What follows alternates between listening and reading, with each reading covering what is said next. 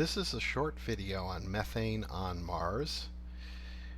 This is a picture of Mars showing the distinctive Valles Marineris Canyon. It's over 2,000 miles long, and various what appear to be structures, canyons, and other things associated with it. There's a theory that at one time, several hundred million years ago, the Valles Marineris Canyon was actually filled with water. There was a ocean up here, and actually possibly life and other things before Mars dried out too much.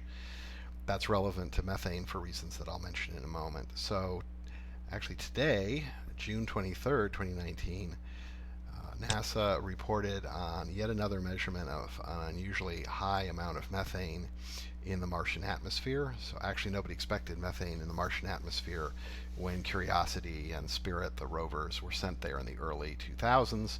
But at least according to the sensors on the rovers, they did detect methane. There have been some alleged or reported, I should say, detections of methane from Earth using telescopes. I don't know if those are still held up.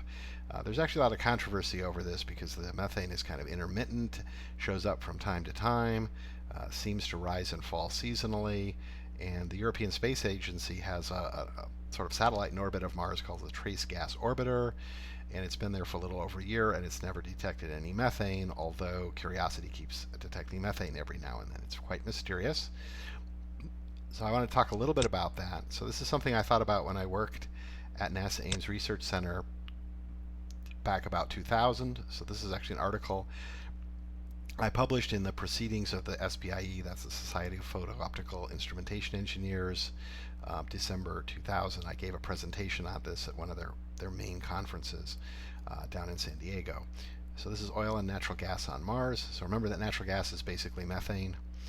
And the basic idea here is that there's several different arguments that if there was ever life on Mars, like the ocean I mentioned in Valles Marineris, there would have been bacterial life, and bacterial life is what is thought to have produced the oil and natural gas deposits on Earth. So you might have heard about like crushed plants or dinosaurs or something producing oil and natural gas, but that's been proven to be false, and most of the evidence we have suggests that the oil and natural gas on Earth is actually from bacterial organisms, microorganisms that were trapped in sediments, pressure cooked into oil and natural gas.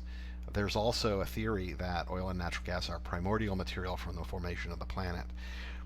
They're just hydrocarbons that were trapped when the planet formed, and in fact the prevailing theory, at least in the West, of the origin of oil and natural gas is wrong. If that sort of primordial theory is correct, one would really expect to see oil and natural gas on Mars and many other bodies. Mars has an atmosphere which makes it easier to detect methane because it can drift through the atmosphere and be detected by probes like the rover. There's also some unusual types of bacteria that produce methane, which could be living, and in fact they've been found in subterranean springs and places like that. So again, methane is generally on Earth attributed to either existing life like bacteria or cows or other animals, or in fact the past, in other words oil and natural gas, fossil fuels, that kind of thing. So the fact that if methane is actually being detected on Mars, it could very well indicate that there's either life there now or there was life in the past. So I took a look at all of this way back in 2000, looking at what one would look for. And of course, methane is really of interest because it can spurt out into the atmosphere and drift a considerable distance and be detected by remote probes like aircraft or rovers or balloons, things like that. So I did some simulations and studies, and I'm sure the sensors today are better than the ones I was looking at back in 2000. But the basic idea is you get gas up in the atmosphere. It's pretty low concentration, but you can detect it with mass spectrometers, infrared sensors, a number of types of sensors like the one that's on the Curiosity rover, and you can tell, okay, it's there.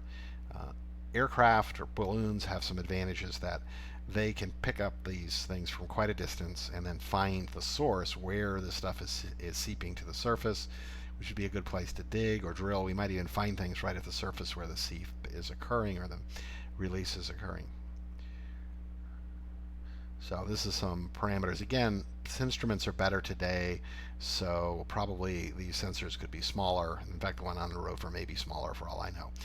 But here we are at 10 parts per billion, for example, of Earth atmosphere. Actually, they claim that they are detecting, let's go take a look at this just to give a little sense of how sensitive they are. So they believe that they're able to detect methane at 21 parts per billion units by volume. And so it means if you take a volume of air on Mars, 1 billionth of the air is methane. So you can see this is very tiny. This is a very sensitive sensor. It's possible the press relief is off, but this would be a more sensitive sensor than the one that I was looking at here, for example. This is parts per billion of Earth atmosphere. So remember that the Martian atmosphere is a tiny fraction of our atmosphere. It's only like maybe 1% density or something like that. I think it's even worse. So just to be clear, the Martian atmosphere is similar to the atmosphere in terms of density to the atmosphere at an elevation of about 20 miles up. So it's very, very thin. You couldn't breathe it or anything like that. So the bottom line is there is indications that there's methane on Mars, and that's a very promising indication that there may be life, or at one time was life, on Mars.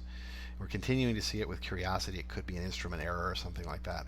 It'd be really good to get more information since the trace gas orbiter from Europe is not showing anything so far. In any case, if you're interested, you can go to actually my website and actually read the entire article that was published by the SPIE. There's also, as I mentioned, there's a ResearchGate abstract here, which you can refer to and which gives the actual reference. So if you have access to a really good library, you can find proceedings of the SPIE directly, but it's basically the same as the one on my website. There's just some minor changes in between this. This is what I submitted to the SPIE and what they published.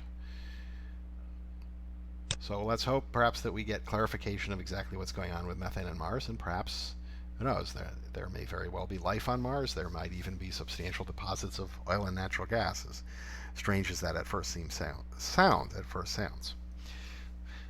This video was produced on Sunday, June 23rd, 2019.